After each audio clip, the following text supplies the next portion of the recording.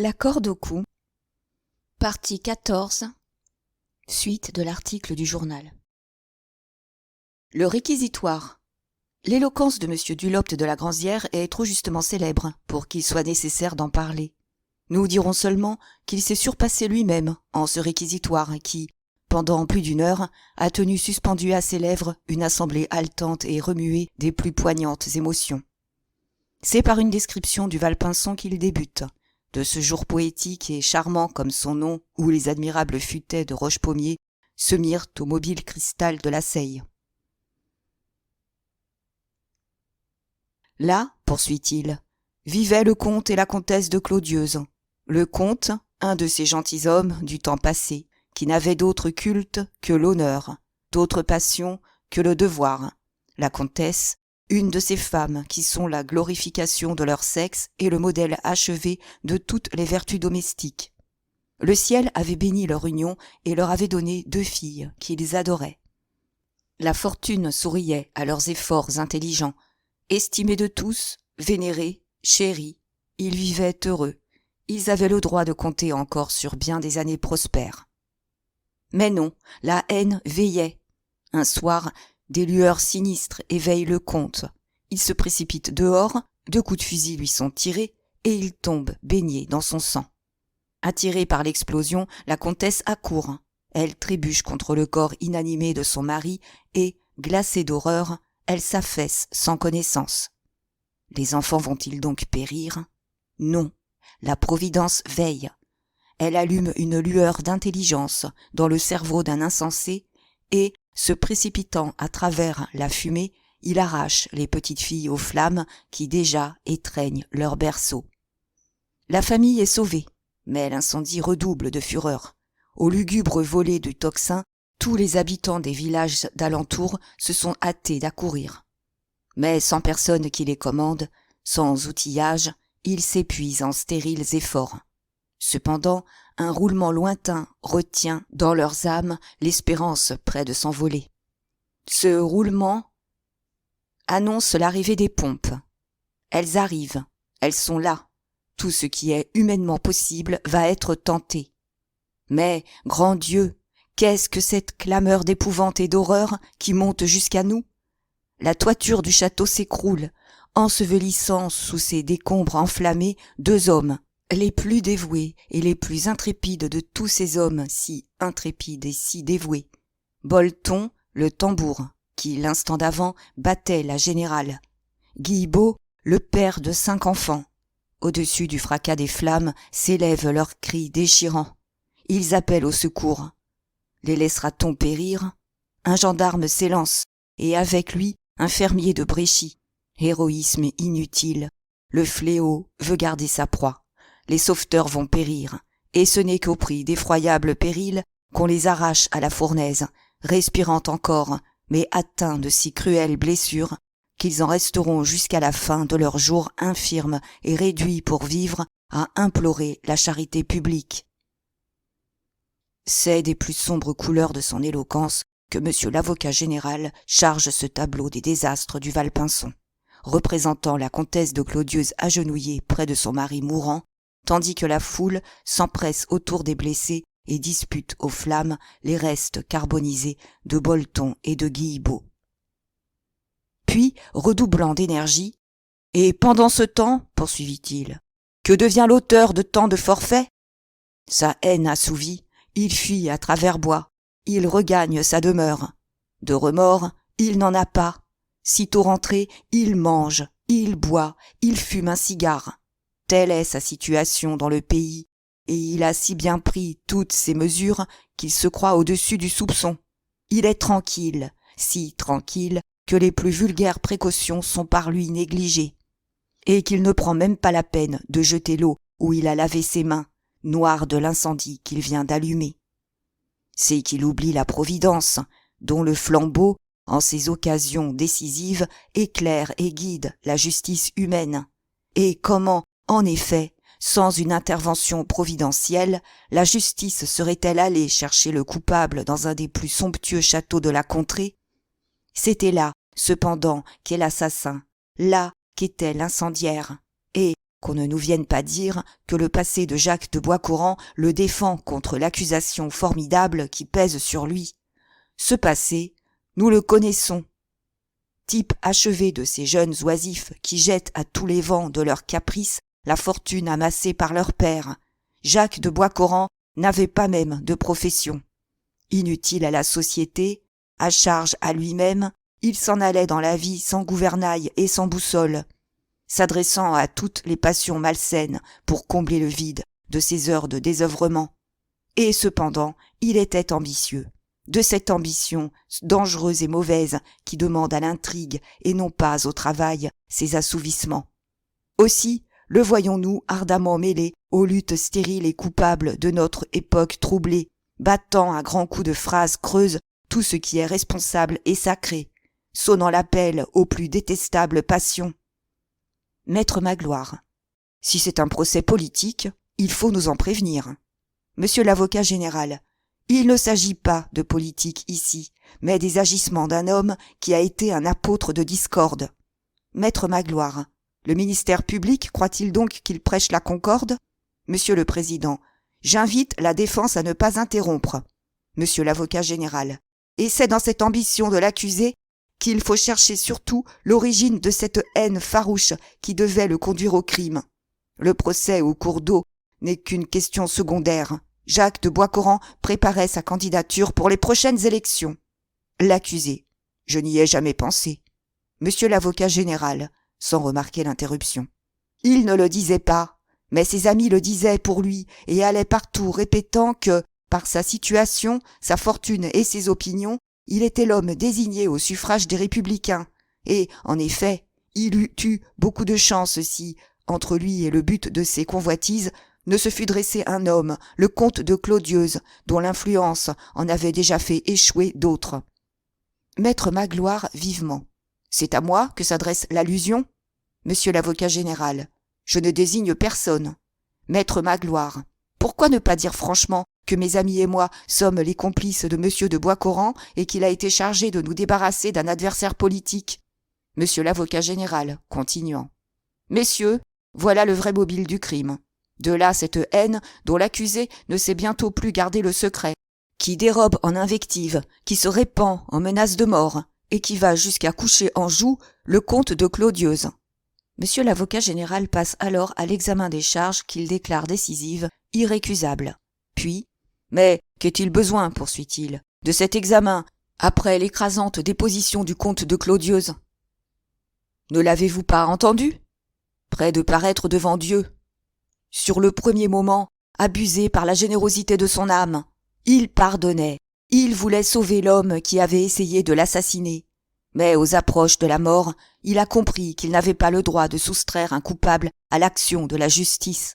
Il s'est rappelé qu'il était d'autres victimes, et alors, se levant de son lit d'agonie, il s'est traîné jusqu'ici pour vous dire « C'est lui, aux lueurs de l'incendie qu'il venait d'allumer, je l'ai vu, je l'ai reconnu, c'est lui. » Et après cela, vous hésiteriez à frapper? Non, je ne puis le croire. Après de tels forfaits, la société attend que justice soit faite. Justice au nom de monsieur de Clodieuze mourant. Justice au nom des morts. Justice au nom de la mère de Bolton. Au nom de la veuve de Guy Beau et de ses 5 enfants. Un murmure d'approbation se prolonge bien après les derniers mots de monsieur Dulopte de la Grancière. Il n'est pas dans l'assemblée une femme qui ne verse des larmes. Monsieur le Président, la parole est au défenseur. Plaidoirie. Maître Magloire ayant soutenu seul jusqu'à ce moment la discussion, on pensait qu'il présenterait la défense. On se trompait, c'est maître Folga qui se lève. Notre palais de justice de Sauveterre, en des occasions solennelles, a retenti des accents de presque tous les maîtres de la parole. Nous avons entendu Berryer, Dufort, Jules Favre, Lachaud. Même après ces orateurs illustres, maître Folga trouve le secret de nous étonner et de nous émouvoir. Au vol de la sténographie, nous fixons sur le papier quelques-unes de ces phrases, mais ce que nous renonçons à rendre, c'est son attitude superbe de fierté et de dédain, l'éclat de son regard, son geste admirable d'autorité, sa voix surtout, pleine et sonore, et dont le timbre métallique vibre dans toutes les poitrines. Défendre certains hommes de certaines imputations, commence-t-il, ce serait les rabaisser. Ils ne sont pas atteints. Au portrait de M. de Boiscoran, tracé par le ministère public, j'opposerai simplement la réponse du vénérable curé de Bréchy. Que vous a-t-il dit ? Monsieur de Boiscoran est le meilleur et le plus honnête homme que je sache. Voilà la vérité. On veut en faire un intrigant ambitieux. En effet, il avait l'ambition d'être utile à son pays. Pendant que d'autres discutaient, il agissait. Les mobiles de Sauveterre vous diront à quelle passion il faisait appel devant l'ennemi et par quelles intrigues il a conquis le ruban que Chanzy a attaché à sa poitrine. Il souhaitait le pouvoir, dites-vous ?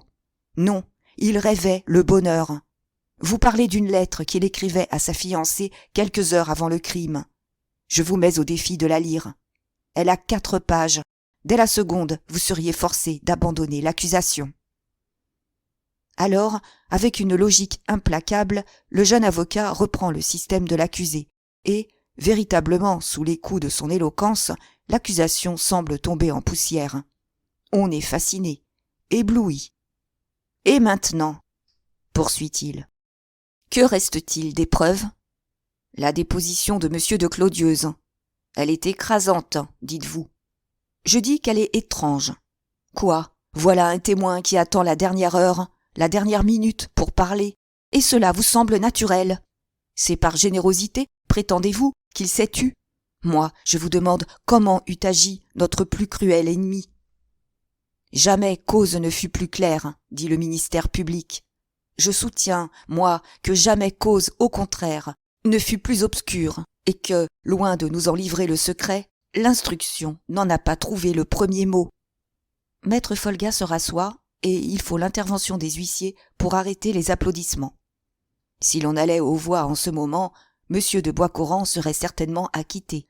Mais l'audience est suspendue pendant un quart d'heure, et l'on en profite pour allumer les lampes, car la nuit vient. Ayant repris son fauteuil, M. le Président donne la parole au ministère public. Monsieur l'avocat général, je renonce à la réplique que je me proposais de prononcer. Monsieur le comte de Clodieuze va payer de la vie l'effort qu'il a fait pour vous apporter son témoignage. On n'a pas pu le reporter chez lui. Peut-être, en ce moment même, rend-il le dernier soupir dans la salle voisine. Les défenseurs ne demandant pas la parole, et l'accusé déclarant qu'il n'a rien à ajouter, Monsieur le Président résume les débats, et les jurés se retirent dans la salle des délibérations. La chaleur est accablante, la gêne intolérable. Tous les visages portent l'empreinte d'une écrasante fatigue, et néanmoins personne ne songe à se retirer. 1000 bruits contradictoires circulent parmi cette foule palpitante d'anxiété. Les uns disent que M. de Clodieuze est mort, d'autres, au contraire, qu'il va mieux et qu'il vient de faire appeler M. le curé de Bréchy. Enfin, quelques minutes après 9 heures, messieurs les jurés reparaissent. Reconnu coupable, avec admission de circonstances atténuantes, Jacques de Boiscoran est condamné à 20 ans de travaux forcés. Troisième partie. Cocoleux. Chapitre 1.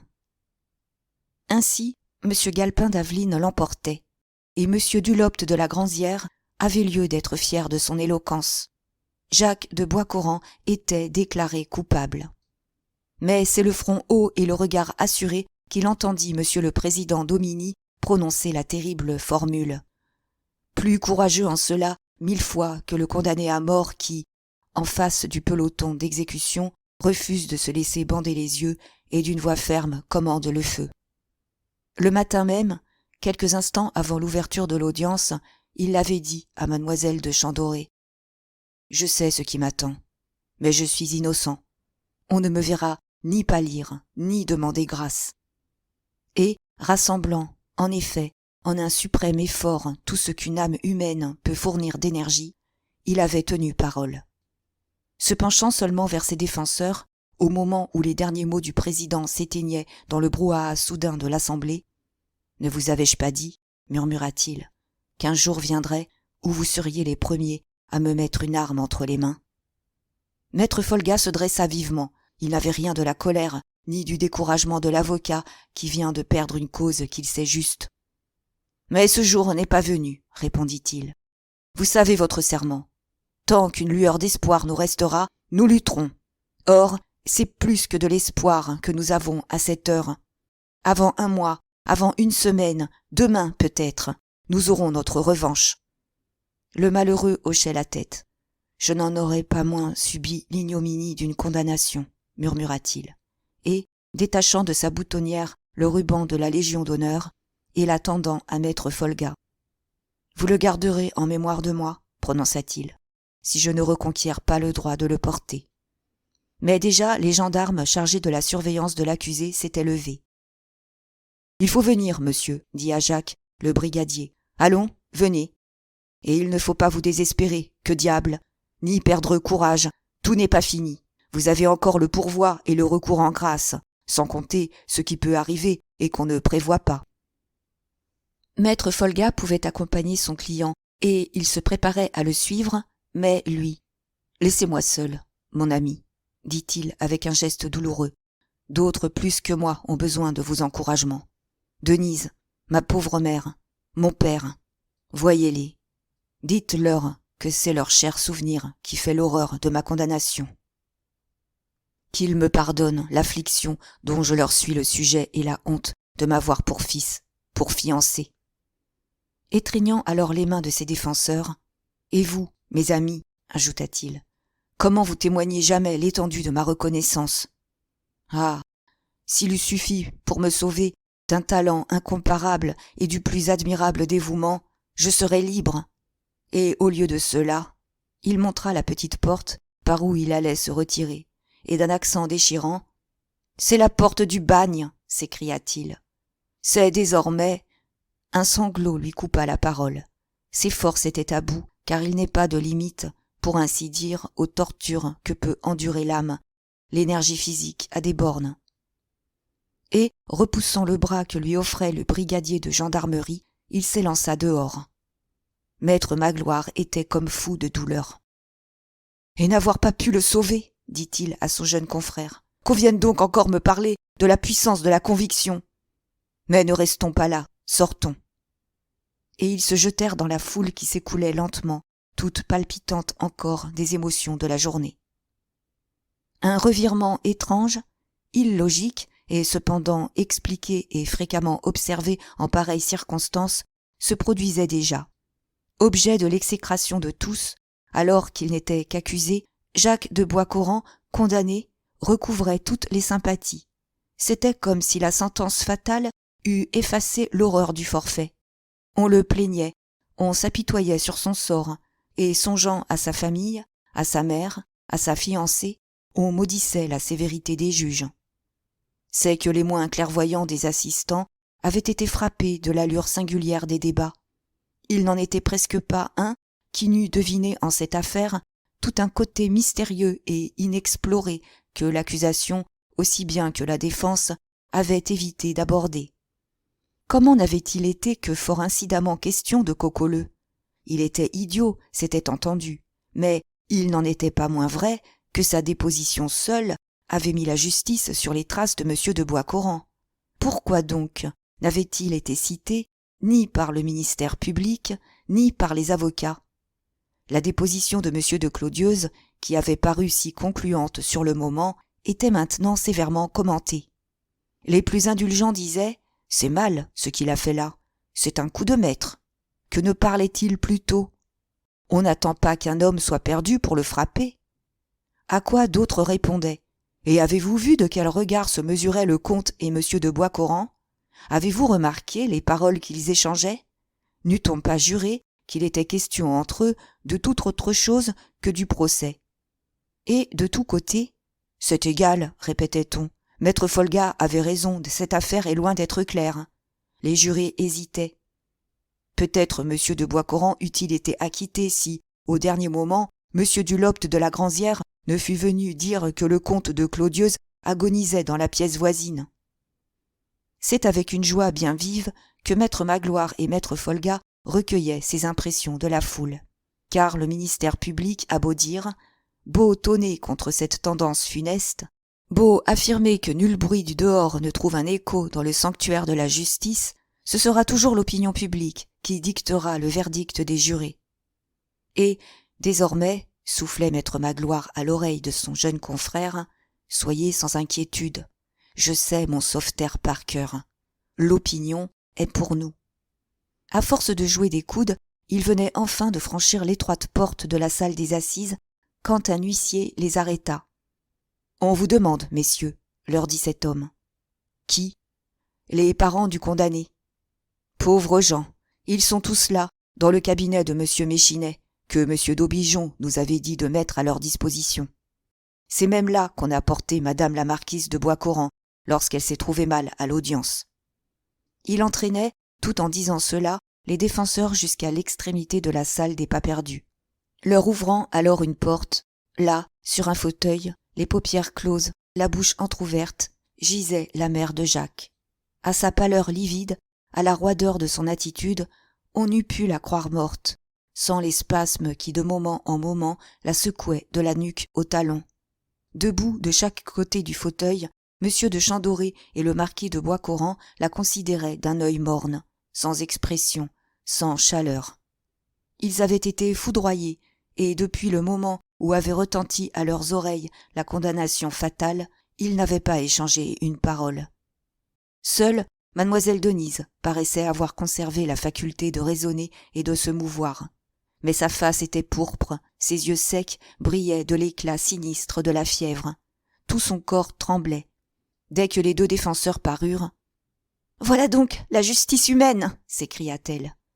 Et comme il se taisait, « Voilà donc Jacques condamné au bagne !» poursuivit-elle, « c'est-à-dire de par la justice, déshonoré, flétri, perdu, retranché à jamais du monde des gens d'honneur.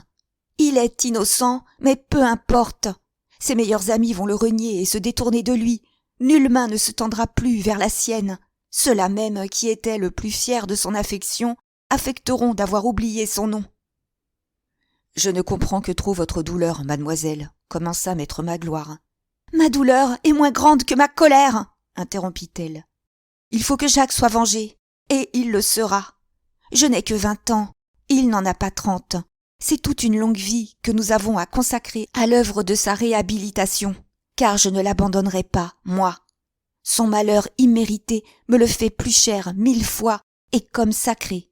J'étais sa fiancée ce matin, je suis sa femme ce soir. Sa condamnation a été notre bénédiction nuptiale, et s'il est vrai, ainsi que le dit mon grand-père, que la loi défende au forçat d'épouser la femme qu'il aime, eh bien, je serai sa maîtresse. » C'est d'une voix éclatante que parlait mademoiselle Denise, disant qu'elle eût voulu, qu'elle eût été fière que toute la terre l'entendît. « Ah, laissez-moi vous rassurer d'un mot, mademoiselle, » interrompit maître Folga. « Nous n'en sommes pas où vous croyez. La condamnation n'est pas définitive. » Le marquis de Boiscoran et grand-père Chantedoré se redressèrent. « Que voulez-vous dire ?»« Une négligence de M. Galpin d'Aveline frappe de nullité toute la procédure. Comment un homme de sa trempe, si méticuleux et si formaliste, a-t-il pu commettre une telle faute? C'est que probablement la passion l'aveuglait. Comment personne n'a-t-il remarqué cet oubli? C'est que la destinée nous devait bien cette revanche. Le cas n'est pas discutable. Il s'agit d'un vice de forme et les textes sont formels. Le jugement sera cassé et nous serons renvoyés devant d'autres juges. »« Et vous ne nous aviez pas dit cela ?» s'écria mademoiselle Denise. « À peine osions-nous y penser, » répondit maître Magloire. « C'était là un de ces secrets qu'on ne confie même pas à son oreiller. Songez qu'au cours de l'audience, l'erreur pouvait encore être réparée. Maintenant, il est trop tard. Nous avons du temps devant nous, et la conduite de M. de Clodieuze nous dégage. Tous les voiles seront déchirés. » La porte, s'ouvrant avec fracas, lui coupa la parole. Le docteur Seignebos entrait, rouge de colère et les yeux étincelants sous ses lunettes d'or. « Monsieur de Clodieuze » demanda vivement maître Folga. « Il est à côté, » répondit le docteur. « On l'a étendu sur un matelas et sa femme est près de lui. Quel métier que celui de médecin! Voilà un homme, un misérable, que j'aurais eu du bonheur à étrangler de mes mains, et pas du tout. Il m'a fallu le rappeler à la vie, lui prodiguer mes soins, chercher un moyen d'atténuer ses souffrances. Va-t-il donc mieux? À moins d'un de ces miracles, comme on en voit dans la vie des saints, il ne sortira du palais de justice que les pieds les premiers, et ce, avant 24 heures. Je ne l'ai point dissimulé à la comtesse, et je lui ai dit que si elle voulait que son mari mourût, en règle avec le ciel, elle n'avait que le temps bien juste d'envoyer chercher un prêtre. » « Et elle en a envoyé chercher un ? » ?»« Point. Elle a répondu que la vue d'une soutane épouvanterait son mari et hâterait sa faim. Et même, le brave curé de Bréchy s'étant présenté, elle l'a congédié carrément. »« Ah, la misérable !» s'écria mademoiselle Denise. Et après une seconde de réflexion. « Pourtant, le salut est là, poursuivit-elle. Oui, la certitude du salut. Pourquoi donc hésiter ? Attendez-moi, je reviens. » Elle s'élança dehors. Son grand-père voulait se précipiter après elle, mais maître Folga l'arrêta. « Laissez-la faire, monsieur le baron, dit-il. Laissez-la. » 10 heures venaient de sonner. Le palais de justice, si bruyant toute la journée, était redevenu silencieux et morne. Dans l'immense salle des Pas-Perdus, à peine éclairée par un réverbère fumeux, il n'y avait plus que 2 hommes. Un prêtre, le curé de Bréchy, qui priait agenouillé près d'une porte, et le gardien de service, qui se promenait de long en large, et dont les pas sonnaient comme dans une église. Mademoiselle Denise alla droit à ce gardien. « Où est le comte de Clodieuze ?» interrogea-t-elle. « Là, mademoiselle, » répondit l'homme en lui montrant la porte près de laquelle priait le prêtre. « Là, dans le propre cabinet de monsieur le procureur de la République. »« Qui est près de lui ?»« Sa femme, mademoiselle, et une domestique. »« Eh bien, entrez dire à madame de Clodieuze, et sans que son mari l'entende, que mademoiselle de Chandoré désire lui parler. » Sans une objection, le gardien obéit. Mais lorsqu'il reparut, « Mademoiselle, dit-il à la jeune fille, la comtesse vous fait répondre qu'elle ne peut quitter son mari, qui est au plus bas. » Elle l'arrêta d'un geste impérieux. « Assez ! Retournez dire à madame de Clodieuze que si elle ne sort pas, je vais entrer à l'instant. Que j'entrerai de force s'il le faut, que j'appellerai au secours, que rien ne me retiendra. Je veux la voir absolument. » Cependant, mademoiselle, « Allez, ne voyez-vous donc pas que c'est une question de vie ou de mort ?» Il y avait dans son accent une telle autorité que le gardien n'hésita plus. Il disparut de nouveau, et l'instant d'après, « Entrez » revint-il dire à la jeune fille. Elle entra et se trouva dans la salle d'attente qui précède le cabinet du procureur de la République. Une grosse lampe de cuivre l'éclairait d'une lumière crue. La porte ouvrant sur le cabinet où gisait le comte était fermée. Au milieu de la pièce, la comtesse de Clodieuze se tenait debout. Tant de coups successifs n'avaient pas brisé son indomptable énergie. Elle était horriblement pâle, mais calme. « Puisque vous y tenez, mademoiselle, » commença-t-elle, « je viens moi-même vous répéter que je ne saurais vous entendre. Ignorez-vous donc que je suis entre 2 tombes ouvertes, entre ma fille qui se meurt à la maison et mon mari qui agonise là ?» Elle faisait un mouvement pour se retirer. Mademoiselle de Chandoré la retint d'un geste menaçant, et d'une voix frémissante, « Si vous rentrez dans la pièce où est votre mari, dit-elle, j'y rentre avec vous, et ce sera devant lui que je vous parlerai. C'est devant lui que je vous demanderai comment vous avez défendu à un prêtre l'accès de son lit de mort, et si, après lui avoir pris son bonheur en ce monde, vous voulez le lui ravir encore dans l'éternité. » Instinctivement, la comtesse recula. « Je ne vous comprends pas, dit-elle. « Si, vous me comprenez, madame. À quoi bon nier ? Ne voyez-vous pas bien que je sais tout et que j'ai deviné ce qu'on ne m'a pas dit ? Jacques était votre amant, et votre mari s'est vengé. »« Ah, c'en est trop !» répétait madame de Clodieuze. « C'en est trop !»« Et vous avez souffert cela, » poursuivait mademoiselle Denise en phrases haletantes. « Et vous n'êtes pas venu crier en plein tribunal que votre mari est un faux témoin. Quelle femme êtes-vous donc ? Il vous importe donc peu que votre amour conduise un malheureux au bagne. Vous pourrez donc vivre avec cette idée que l'homme que vous aimez est innocent, et cependant à tout jamais flétri et confondu parmi les plus vils scélérats. Un prêtre saurait bien obtenir de monsieur de Clodieuze qu'il rétractât son infâme déposition, vous le savez bien. Aussi refusez-vous votre porte au curé de Bréchy. Et pourquoi tant de crimes ? Pour sauver votre menteuse réputation d'honnête femme. Ah, c'est misérable, c'est lâche, c'est bas. » La comtesse, à la fin, se révoltait. Ce que n'avait pu obtenir toute l'habileté de maître Folga, la passion de mademoiselle Denise l'obtenait. Jetant le masque. « Eh bien non ! s'écria-t-elle avec un emportement terrible. Non, ce n'est pas pour sauver ma réputation que j'ai laissé faire. Ma réputation? Et que m'importe?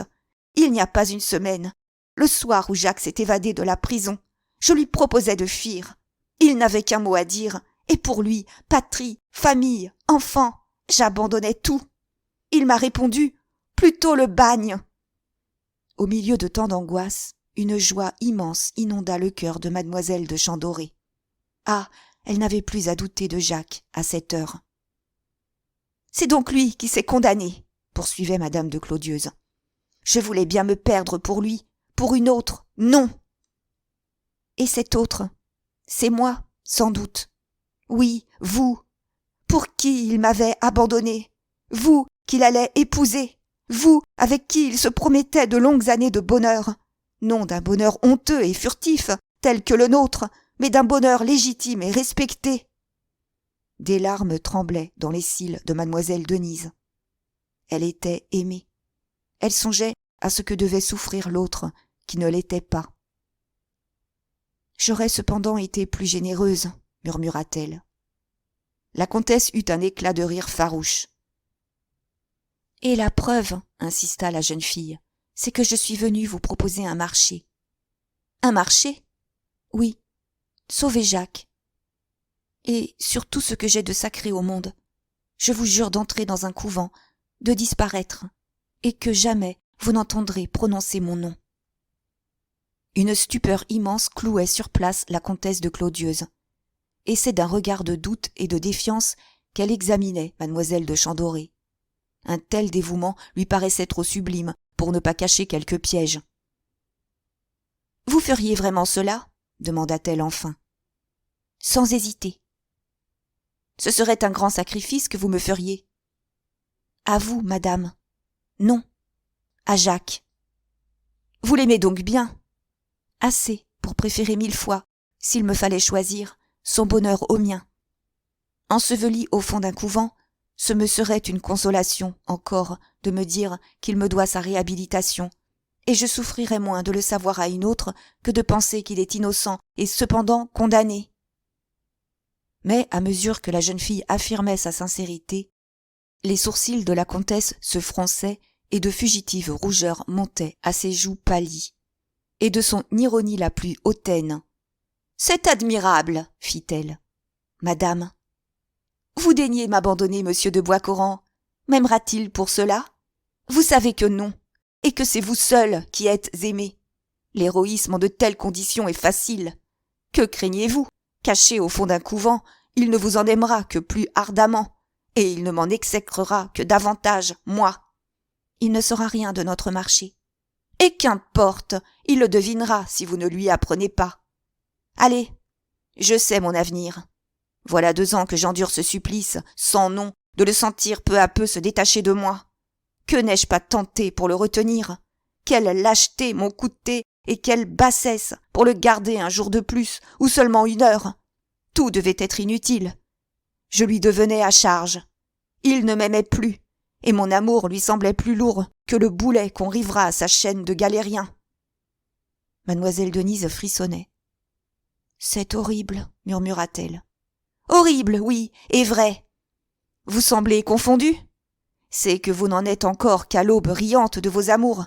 Attendez le soir sombre, et vous me comprendrez. Est-ce que notre histoire à toutes n'est pas pareille? J'ai vu Jacques à mes genoux, comme vous le voyez aux vôtres. Les serments qu'il vous jure, il me les a jurés de la même voix frémissante de passion et avec les mêmes regards enflammés. Mais j'étais sa maîtresse, pensez-vous, et vous êtes sa fiancée. Qu'importe. Que vous a-t-il dit? Qu'il vous aimera éternellement, parce que vos amours sont de celles que Dieu et les hommes protègent. Il me disait, à moi, que précisément parce que nous nous placions au-dessus de l'opinion et des lois, nous serions unis par des liens indissolubles et supérieurs à tout. Vous avez la foi. Je l'ai eue. Et la preuve, c'est que je lui ai tout donné, mon honneur et l'honneur des miens, et que j'aurais voulu lui donner plus encore, et que bien des fois j'ai cherché en moi-même par quel sacrifice immense, inouï, et que nulle femme n'eût encore fait, je pourrais lui prouver combien absolument j'étais à lui, et être trahi, abandonné, méprisé, descendre de chute en chute, jusqu'à ce degré de misère de devenir l'objet de votre pitié, être tombé si bas que vous osiez venir me proposer de renoncer pour moi à Jacques. Ah, c'est à devenir folle de rage. Et je laisserai échapper la vengeance que je tiens. Et je serai assez stupide, assez lâche, assez veule pour me laisser toucher par vos armes hypocrites. Et j'assurerai votre bonheur aux dépens de ma réputation. Ah, ne l'espérez pas. La voix dans sa gorge expirait comme un râle. Elle fit au hasard quelques pas dans la petite salle, puis, revenant se planter en face de mademoiselle de Chandoré, tout près, les yeux dans les yeux de la jeune fille. « Qui vous a conseillé, demanda-t-elle, cette démarche qui est pour moi comme le suprême outrage ?» Glacée d'une indicible horreur, mademoiselle Denise eut quelque peine à répondre. « Personne, murmura-t-elle. »« Maître Folga ?»« Ne sait rien. Et Jacques ? Je ne l'ai pas revu. » C'est à l'instant que cette idée m'est venue, soudainement, comme une inspiration du ciel. En apprenant par M. Seignebos que vous aviez repoussé le curé de Bréchy, je me suis dit, voilà le dernier malheur et le plus grand de tous. Si M. de Clodieuze meurt sans s'être rétracté, quoi qu'il advienne, Jacques fût-il réhabilité, toujours un soupçon planera sur lui. Alors, je me suis décidé à venir à vous. Ah, cela me coûtait cruellement, mais j'espérais que je saurais vous émouvoir, que vous seriez touché de la grandeur du sacrifice. Madame de Clodieuze était émue, en effet. Dans le bien comme dans le mal, il n'est point d'âme absolue. Aux accents suppliants de mademoiselle Denise, elle sentait faiblir ses résolutions. « Le sacrifice serait-il donc si grand ?» dit-elle. Des larmes jaillirent des yeux de la jeune fille. « Hélas !» répondit-elle, « c'est ma vie même que je vous offre. Je sens bien que vous n'avez pas longtemps à être jalouse de moi. » Elle fut interrompue par des gémissements qui partaient de la pièce voisine, où agonisait le comte de Clodieuze. La comtesse alla entrebâiller la porte, et tout de suite... « Geneviève !» fit une voix faible et cependant impérieuse. « Geneviève !»« Je suis à vous, mon amie, » répondit la comtesse, « à l'instant. » Et refermant la porte, et revenant à mademoiselle de Chandoré, « Qui me garantit, fit-elle d'un accent bref et dur, qui m'assure que si Jacques était reconnu innocent et réhabilité, vous vous soutiendrez de vos promesses ? » « Ah, madame, s'écria la jeune fille, sur quoi voulez-vous que je vous jure de disparaître ? Cherchez des garanties, celles que vous exigerez, je vous les donnerai. » Et se laissant glisser à genoux, « Me voilà à vos pieds, poursuivit-elle, suppliante, humiliée. Moi que vous accusiez de vouloir vous outrager. Ayez pitié de Jacques. Ah, si vous l'aimiez autant que je l'aime, vous n'hésiteriez pas. » D'un mouvement rapide, madame de Clodieuze la releva et, lui tenant les mains entre les siennes, durant plus d'une minute, elle la considéra sans parler, l'œil voilé, les lèvres tremblantes, le sein palpitant, jusqu'à ce qu'enfin, d'une voix si profondément altérée qu'à peine elle était distincte. « Que dois-je faire ?» demanda-t-elle. « Obtenir de M. de Clodieuze qu'il se rétracte. » La comtesse hocha la tête.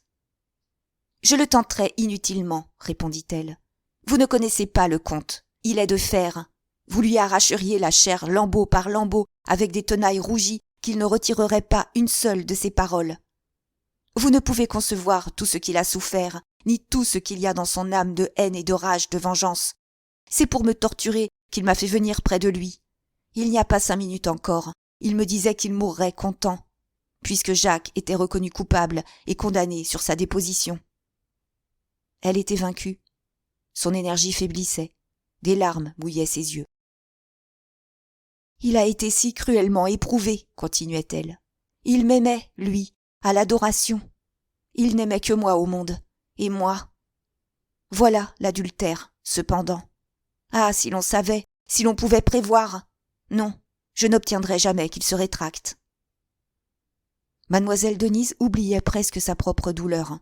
« Aussi, n'est-ce pas à vous à faire la démarche, madame, dit-elle doucement. »« À qui donc ?»« Au curé de Bréchy. Il saura trouver, lui, des paroles qui ébranlent les résolutions les plus fortes.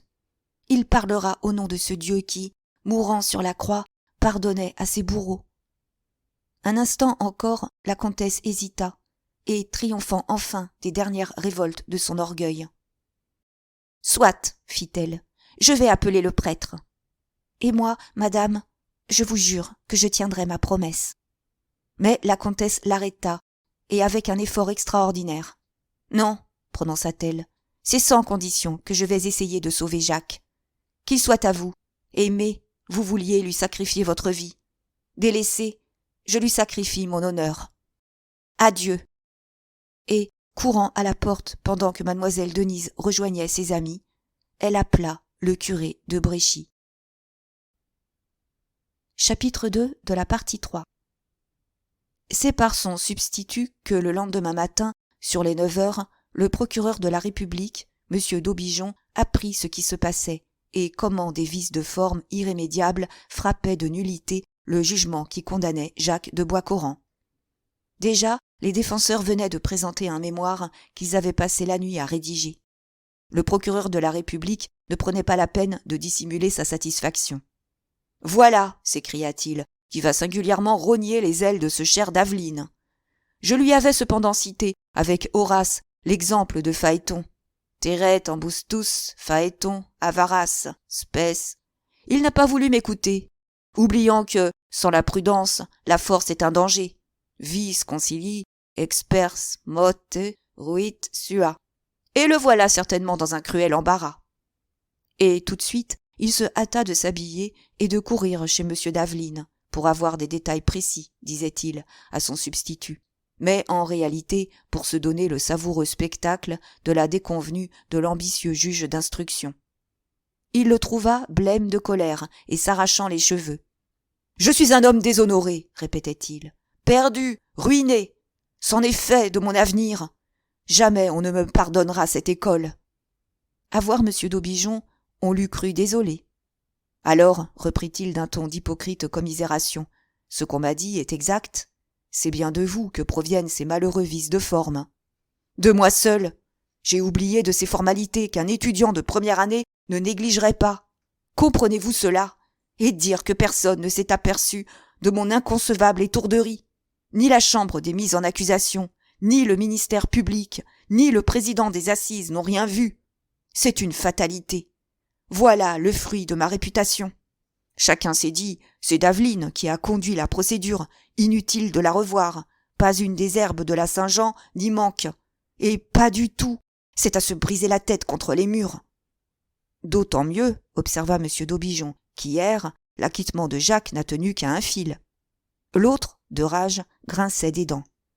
Oui, à un fil, répondit-il, et cela par la faute de M. Dominy, dont la faiblesse ne se comprend pas, et qui n'a pas voulu tirer parti des éléments de l'affaire, par la faute du Dulopte de la Granzière aussi, qui s'en va mêler la politique à son réquisitoire. Et qui vise-t-il, s'il vous plaît? Magloire, l'homme le plus estimé de l'arrondissement, et l'ami personnel de 3 de nos jurés. Je l'avais prévenu, je lui avais signalé l'écueil, mais il y a des gens qui ne veulent rien entendre. Monsieur de la Granzière veut être député, lui aussi. C'est une fureur, une monomanie. Tout le monde veut être député. Que le ciel confonde les ambitieux. Pour la première fois de sa vie, et la dernière sans doute, le procureur de la République se réjouissait du malheur d'autrui. Et, prenant plaisir à retourner le poignard dans la blessure du pauvre juge, « Le plaidoyer de maître Folga, dit-il, y est bien pour quelque chose. »« Pour rien !» Il a eu un grand succès. Succès de surprise, comme en obtiendront toujours en France les périodes sonores et les mots à effet. Cependant, qu'a-t-il dit, en somme, que l'accusation ignore le premier mot de l'affaire de M. de Boiscoran? C'est absurde. Tel peut n'être pas l'avis des nouveaux juges. Nous verrons bien. M. de Boiscoran se défendra terriblement cette fois. Il ne ménagera rien. Il est à terre. Il n'a plus de chute à redouter. Qui jacet in terra non habet onde cadat. Soit, mais il risque aussi de trouver des jurés moins indulgents et de n'en pas être quitte pour 20 ans. Que disent les défenseurs? Je l'ignore, mais je viens d'envoyer mon greffier au renseignement. Et si vous voulez l'attendre... M. d'Aubigeon attendit, et il fit bien, car Méchinet ne tarda pas à paraître, la figure longue d'une aune, mais ravi intérieurement. « Eh bien ?» demanda vivement d'Aveline. Il secoua la tête, et d'un accent mélancolique, « C'est inouï, répondit-il, combien l'opinion est inconstante. Avant-hier, M. de Boiscoran n'eût pas traversé Sauveterre sans être écharpé. Aujourd'hui, s'il se présentait, on le porterait en triomphe. Il est condamné, le voilà passé martyr. On sait que le jugement sera réformé, et on se frotte les mains.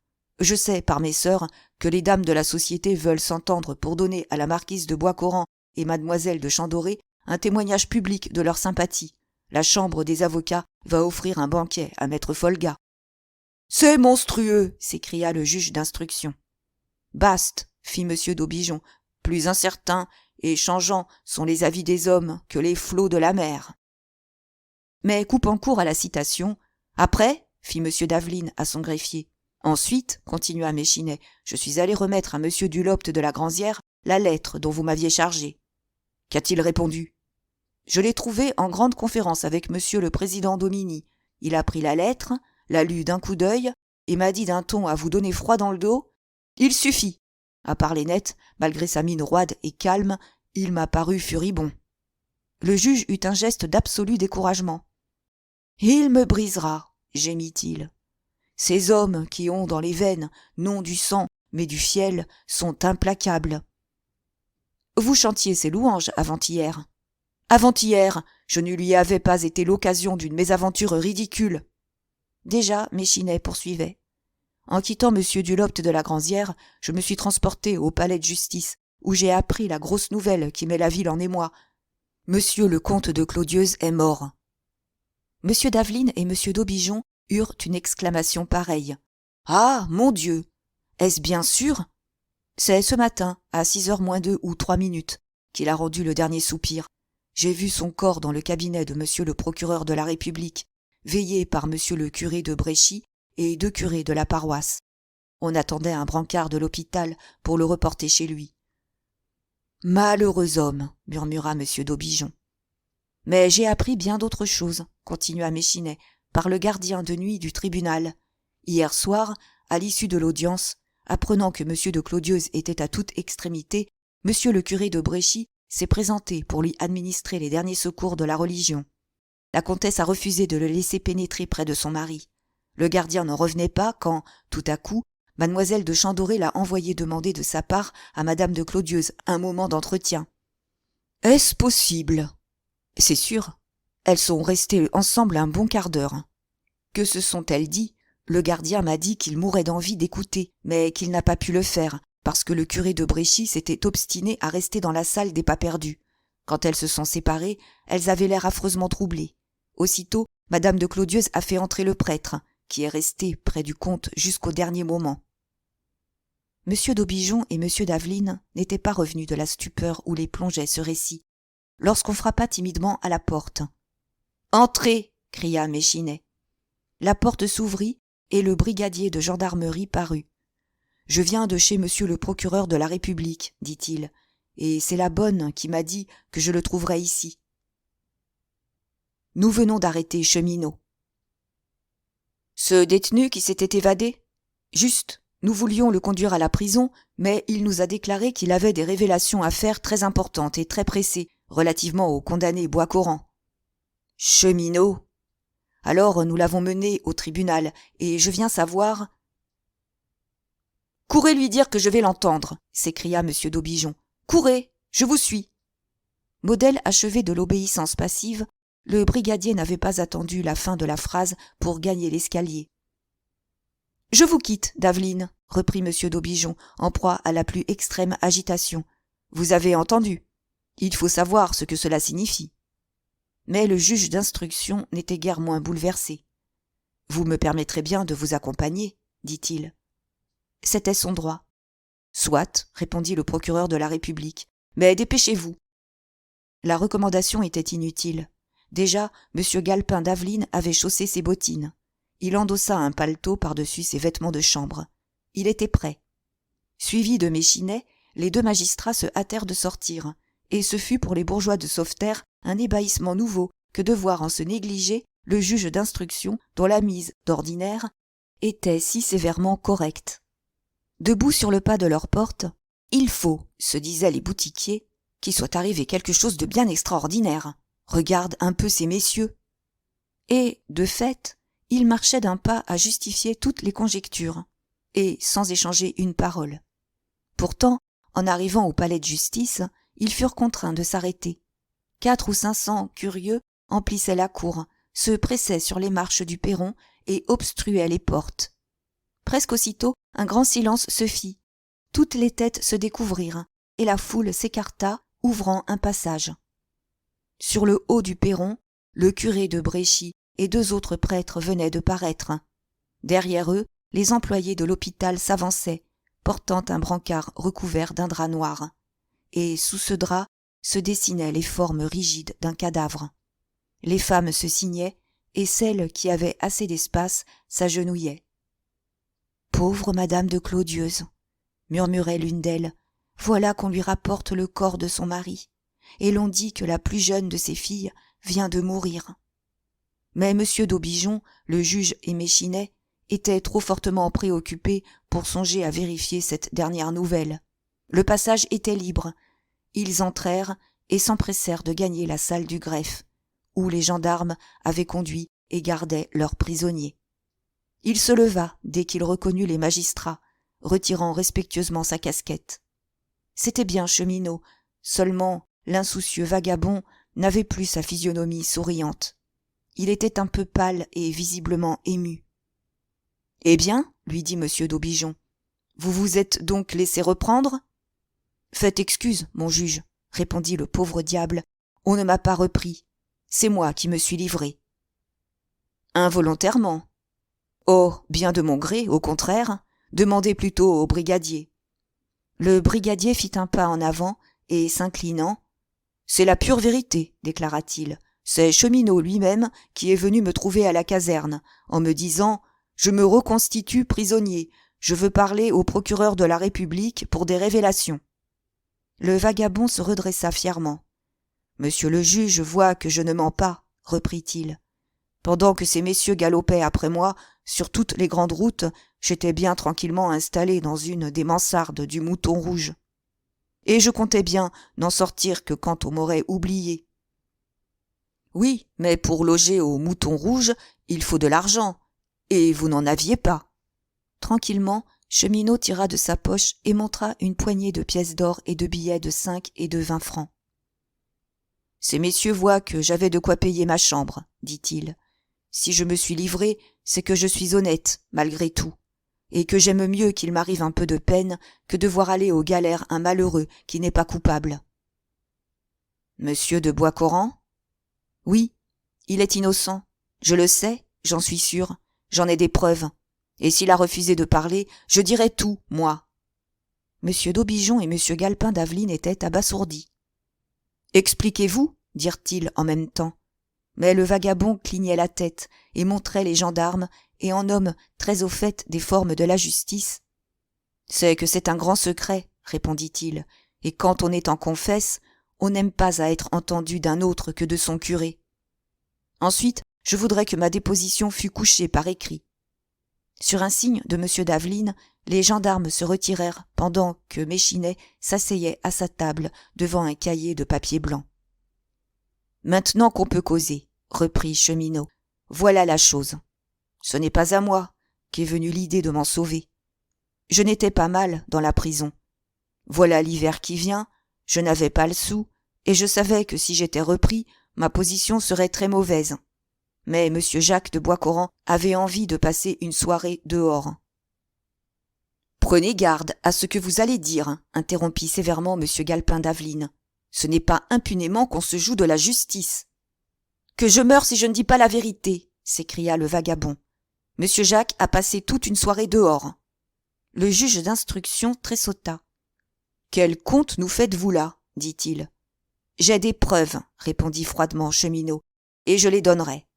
Donc, voulant sortir, c'est à moi que M. Jacques s'adressa, et il fut convenu que, moyennant une certaine somme qu'il m'a donnée, et dont je viens de vous montrer le reste, je percerai un trou dans le mur et que je m'évaderai pour tout de bon, tandis que lui rentrerait après avoir terminé ses affaires. »« Et le geôlier ? » demanda M. d'Aubigeon. Vrai paysan saintongeois, Cheminot était bien trop retors pour compromettre inutilement Blangin. assumant toute la responsabilité de l'évasion. « Le geôlier, déclara-t-il, il n'y a vu que du feu. Nous n'avions pas besoin de lui. N'étais-je pas quasiment sous-geôlier? N'avais-je pas été chargé par monsieur le juge d'instruction lui-même de la surveillance particulière de monsieur Jacques? N'était-ce pas moi qui ouvrais et fermais sa porte, qui le conduisais au parloir et qui l'en ramenais? » C'était rigoureusement exact. « Passez, » fit M. d'Aveline d'un ton dur. « Pour lors, continua Cheminot, ce qui fut dit fut fait. Un soir, sur les 9 heures, je perce le mur, et nous voilà, M. Jacques et moi, sur les anciens remparts. Là, il me met dans la main un paquet de billets et me commande de filer pendant qu'il va se rendre à ses affaires. Déjà, à ce moment, je le croyais innocent, mais dame, vous comprenez, je n'en aurais pas mis la main au feu. Et en moi-même, je me disais que peut-être il se moquait de moi, et qu'ayant pris sa volée, il ne serait pas si bête que de rentrer à la cage.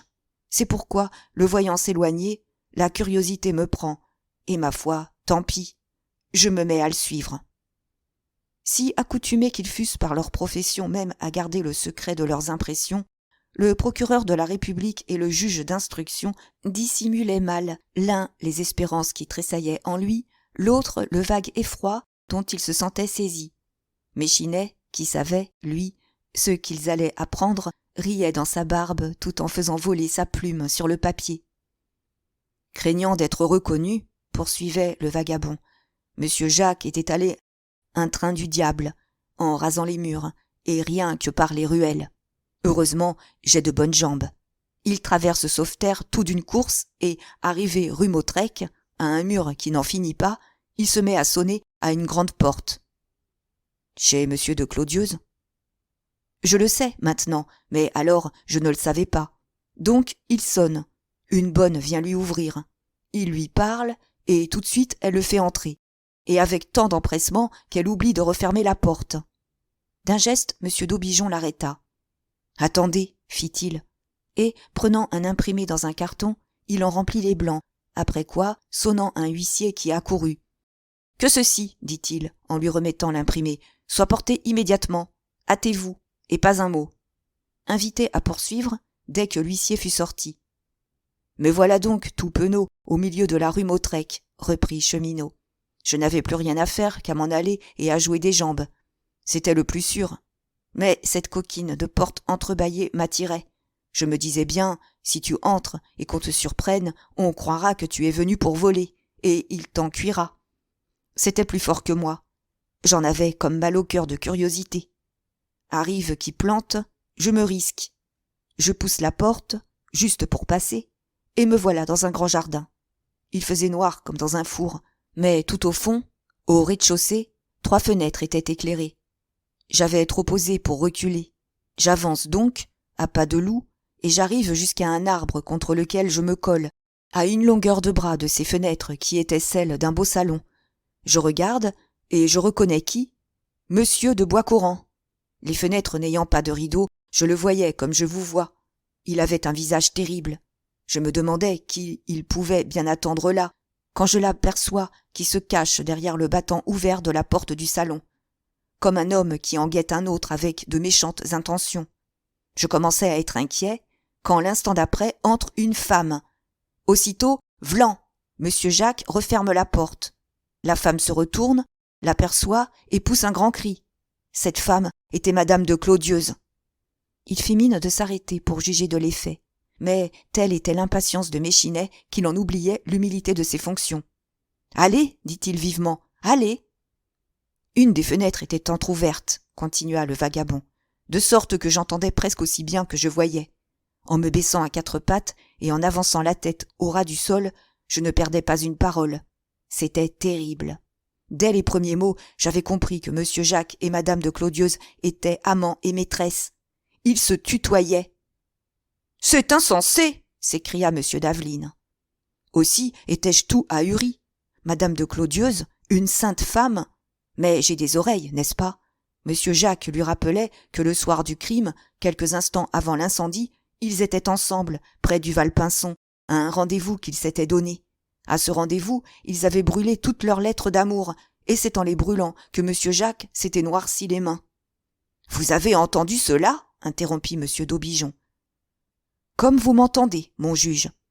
Écrivez, Méchinet, dit vivement le procureur de la République. Écrivez textuellement. Le greffier n'avait garde d'y manquer. Ce qui m'étonnait plus que tout, poursuivait Cheminot, c'est que madame de Clodieuze semblait croire monsieur Jacques coupable, et réciproquement. Chacun accusait l'autre du crime. Elle disait « C'est toi qui as essayé d'assassiner mon mari parce qu'il te faisait peur. » Et lui « C'est toi qui as voulu le tuer pour être libre et empêcher mon mariage. » Monsieur Galpin d'Aveline s'était laissé tomber sur une chaise. « C'est inouï, » balbutia-t-il. « Inouï. » Cependant, il s'explique, et bientôt ils arrivaient à reconnaître qu'ils étaient également innocents. Alors, monsieur Jacques suppliait madame de Clodieuze de le sauver, et elle répondait qu'elle ne le sauverait certainement pas au prix de sa réputation, et, pour qu'une fois sauvé, il épousât mademoiselle de Chandoré. Alors, il lui disait « Eh bien, je révélerai tout », et elle « On ne te croira pas, je nierai, tu n'as pas de preuves. » Désespéré, il lui reprochait de ne l'avoir jamais aimée. Elle lui jurait qu'elle l'adorait plus que jamais, au contraire, et que, puisqu'il avait réussi à s'évader, elle était prête à tout quitter pour passer avec lui à l'étranger. Et elle le conjurait de fuir, d'une voix qui me troublait jusque dans l'âme, avec des paroles d'amour comme je n'en ai jamais entendu, avec des regards qui vous brûlaient. Quelle femme! Je ne croyais pas qu'il pût résister. Il résistait cependant, et, tout enflammé de colère, il s'écriait qu'il préférait le bagne. Elle ricanait et disait « Eh bien, soit, tu iras au bagne !» Quoiqu'il entrât dans bien des détails encore, il était évident que Cheminot ne disait pas tout. Pourtant, M. d'Aubigeon n'osait pas le questionner, craignant de rompre le fil de son récit. « Mais tout cela n'est rien, » continuait le vagabond. « Pendant que M. Jacques et Mme de Clodieuze se disputaient ainsi, je venais de voir la porte du salon s'ouvrir tout doucement et apparaître comme un fantôme enveloppé dans son linceul. C'était le comte de Clodieuze. Son visage était effrayant et il tenait à la main un revolver. Il était appuyé contre le chambranle de la porte et il écoutait, pendant que sa femme et l'autre parlaient de leurs amours d'autrefois. À certaines paroles, il levait son arme comme pour faire feu. Puis il baissait le bras et continuait à écouter. C'était si terrible que je n'avais pas un fil de sec sur moi. J'avais toutes les peines du monde à me retenir de crier à monsieur Jacques et à madame de Clodieuze « Malheureux! Vous ne voyez donc pas que le mari est là ?»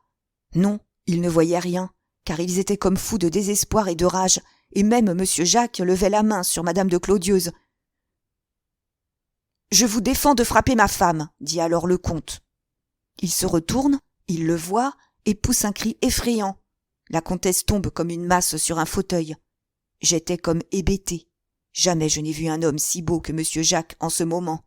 Au lieu de chercher à s'échapper, il écartait son paletot et présentant la poitrine, « Tirez, disait-il au mari, c'est votre droit, vengez-vous. » Monsieur de Clodieuze ricanait, « C'est la justice qui me vengera. Vous savez bien que je suis innocent. Raison de plus. Me laisser condamner serait abominable. Je ferais mieux. Pour être plus sûr de votre condamnation, je dirais que je vous ai reconnu. » Le comte voulut s'avancer en disant cela, mais il était mourant, cet homme, bonne gens, et il tomba tout de son long en avant. La peur alors me prit, je me sauvai.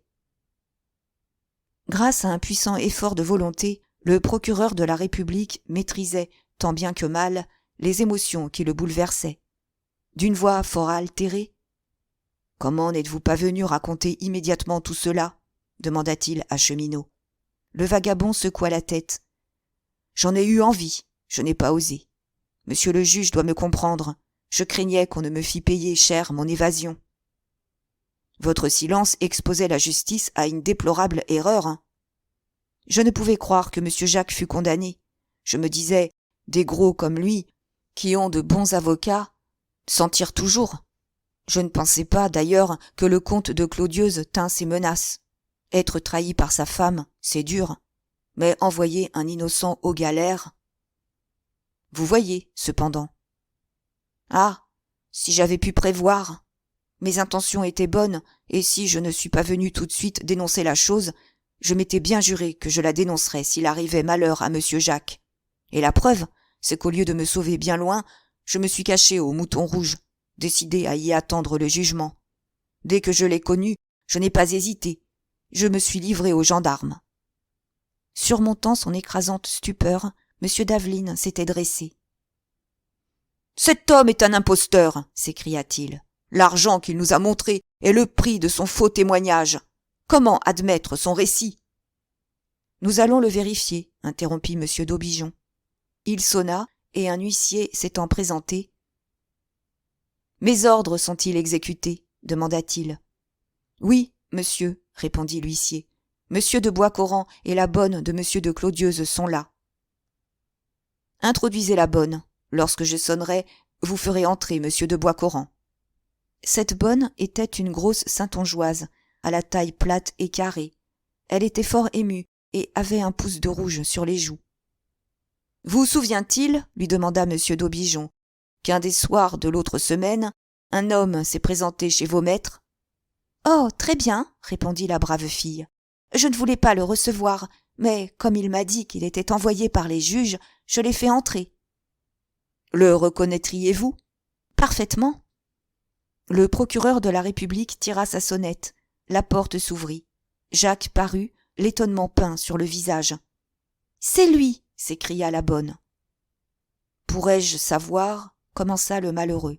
« En ce moment, rien, » répondit M. d'Aubigeon. « Retirez-vous et bon espoir. » Mais, tel qu'un homme pris d'éblouissement, Jacques demeurait immobile, les talons cloués au sol, promenant autour de lui un regard hébété de stupeur. Comment eût-il compris ? On était venu brusquement le tirer de sa prison. On l'avait amené au palais de justice. Et là, il trouvait en présence Frumance Cheminot, qu'il croyait bien loin, et la domestique de M. de Clodieuze. M. Galpin d'Aveline paraissait consterné. M. d'Aubigeon, la figure radieuse, lui disait d'espérer. D'espérer quoi ? Comment ? À quel propos ? Et Méchinet qui lui faisait des signes. Il fallut que l'huissier qui l'avait amené l'entraînât. Et tout aussitôt... « Maintenant, ma bonne fille, reprit le procureur de la République, est-ce que la visite de ce monsieur que vous venez de reconnaître n'a pas été signalée par certaines circonstances particulières ? » Il y a eu entre mes maîtres et lui une scène très forte. Vous y avez assisté ? Non, mais je suis sûre de ce que je dis. Comment cela ?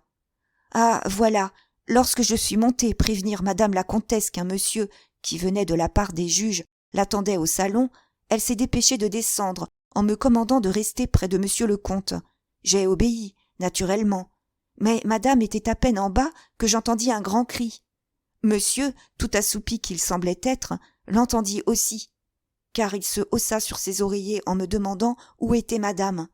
Je le lui dis, et déjà il se retournait pour tâcher de se rendormir, quand de grands éclats de voix montèrent jusqu'à nous. « C'est bien extraordinaire, » dit monsieur. Je lui proposai d'aller voir ce que ce pouvait être, mais il me défendit rudement de bouger, et comme les éclats de voix redoublaient, « C'est moi qui vais descendre, » me dit-il. « Donnez-moi ma robe de chambre. » Malade comme il l'était, exténué, mourant, c'était une imprudence qui pouvait lui coûter la vie. Je me risquais à le lui faire remarquer, mais il me répondit en jurant de me taire et de faire ce qu'il m'ordonnait. Monsieur le comte, Dieu ait son âme, était un bien brave homme, c'est certain, mais il était terrible aussi, et quand il se mettait en colère et qu'il parlait d'une certaine façon, tout le monde tremblait dans la maison, même madame. Je fis donc ce qu'il voulait. Pauvre homme, il était si faible qu'il ne tenait pas debout, et qu'il se cramponnait à une chaise pendant que je l'aidais à passer sa robe de chambre. Alors je lui offris de le soutenir pour descendre l'escalier, mais, me regardant avec des yeux effrayants, « Vous allez me faire le plaisir de rester ici, me dit-il, et si en mon absence, quoi qu'il arrive, vous vous permettiez seulement d'ouvrir la porte, vous ne resteriez pas une heure à mon service. » Il sortit là-dessus en se tenant au mur, et je restais seule dans la chambre, toute tremblante, et l'estomac serré comme si j'avais pu deviner qu'il allait arriver un grand malheur. Cependant, je n'entendais plus rien, et, les minutes s'écoulant, je commençais à me dire que j'étais bien bête de me faire comme cela des idées, lorsque 2 cris retentirent, mais si aigus et si horribles que j'en eus froid jusque dans les os. N'osant sortir, j'allais coller l'oreille contre la porte, et je distinguais très bien la voix de monsieur se disputant avec un autre homme. Impossible de saisir un seul mot, mais je compris bien qu'il s'agissait de choses très graves.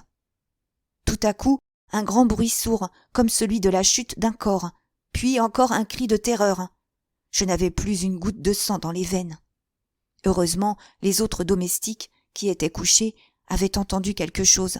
Ils s'étaient levés et on marchait dans l'escalier.